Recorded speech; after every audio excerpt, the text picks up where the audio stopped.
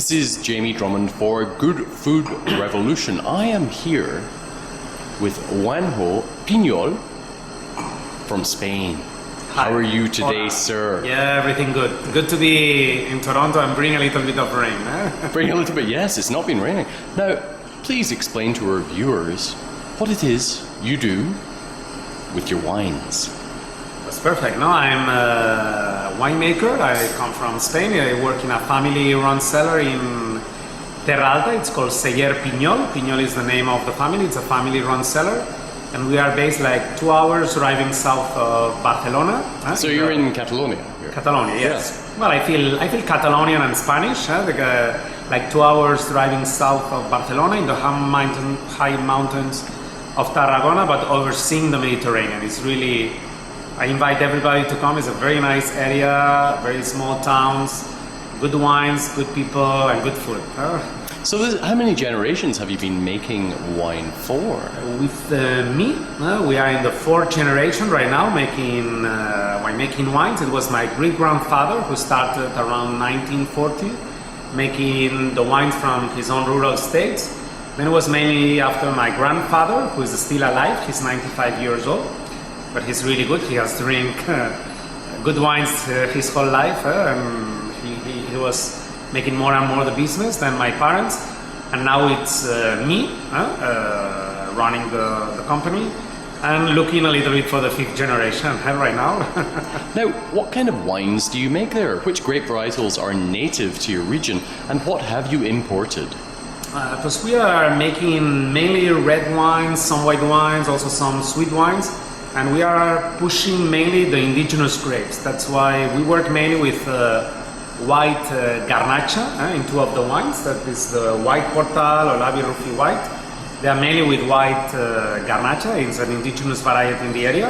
And 75% of the whole white Garnacha in Spain is based in our area. Oh, right, okay. And 35% of the whole white Garnacha in the area. And I think it's to come back a little bit to the roots. It's every day in this globalized world that we find everything is nearly the same in all the cities. You can be in Toronto, you can be in Barcelona, you can be in Tokyo, and you can find the same shops, the same things. No, I think that every area should promote a little bit more or push the indigenous varieties. No, but saying that, you do actually blend your white Grenache or Garnacha with Viognier and Sauvignon Blanc. Yeah, but it's like 85% is a little bit, mainly is white Garnacha, and then we put a little bit of the other varieties to make a little bit more easy drinking and more known in the other countries, because we export nearly 90% of our production, but we want to push mainly the indigenous grapes, that makes you different to other wineries. So I think it wouldn't make sense I come to Toronto and I offer you a Chardonnay from Terra Alta when you can find it in Burgundy, very good ones, you can find it in California. Then I think it's much better to push the indigenous ones, like in the other reds, that we work mainly with Garnacha in that one. This is also Garnacha Cariñena, and this is a very unique one that we just released. It's 100% Morenillo. That Morenillo is a really indigenous variety in the area, and it's the first ever Morenillo 100% from 80 years old vines. It's a really unique, and it's already in the market here in Ontario. Now, that was a grape that was previously used in blends and never ever made as a single varietal wine. Yeah, that's why it's like a little bit the philosophy of the winery at Celler Piñol is to recuperate a little bit those varieties, and with the winemakers and also the other winemakers in the winery to try to recuperate these varieties. No, that there was a lot of Morenillo like 40, 50 years ago. Everybody has taking the variety away.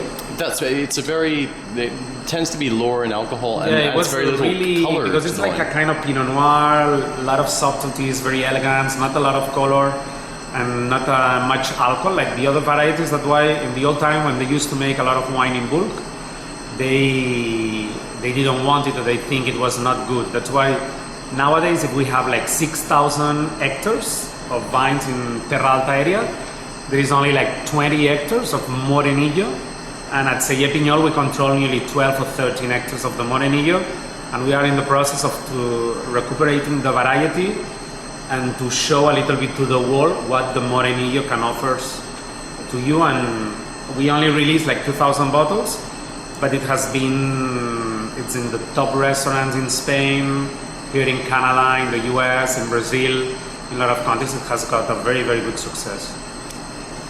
How do you feel your particular region in Spain is accepted around the world? Is it a region that you think rolls off the tip of the tongue for many people, or a region that you think people should really be exploring?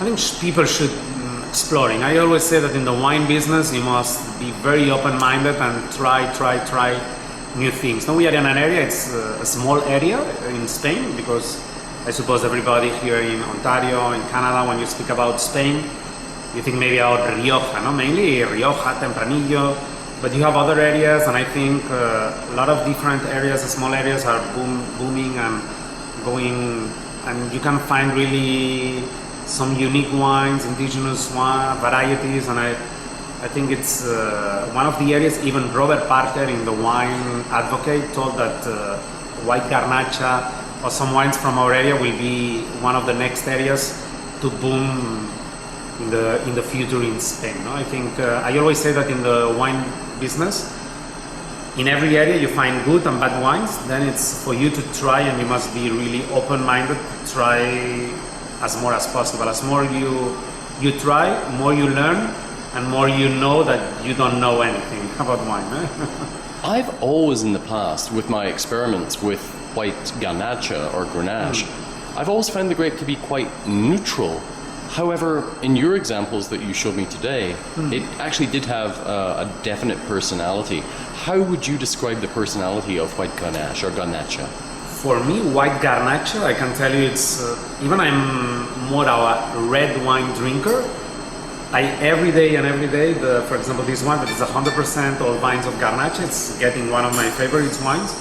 And I think Garnacha has, maybe it's not the more fruity variety, because you have other areas, or you have other varieties like Riesling, or even in Spain like Albariño, Verdejo from Rueda, that are really very aromatic, very fresh. This variety is not maybe as aromatic, but by the other hand, it's very mineral taste. It gives you a lot of complexity. It's very glyceric. It's very mouthful. Then it gives you a lot of personality, and it's longer aftertaste. It keeps in the mouth, and then it pairs very well with a lot of. It's a very gastronomic wine, I would say. Even the young white, the Portal white, you can drink it in summertime on a patio with friends, but even in wintertime, or here in Canada, that you are much cooler than in Spain, due to its very mouthful, very glyceric, you can really enjoy it even in wintertime. No? It's a really interesting, and it's one of the varieties that I think it's growing and growing more in the world. No? Well, Juanjo, thank you very, very much for joining us today at Good Food Revolution. Really appreciate your time and have really enjoyed your wines. Thank you very much. Thank you very much. It was a pleasure to be here, and hope soon everybody will be a good fan of all the wines of Piñol. Thank you.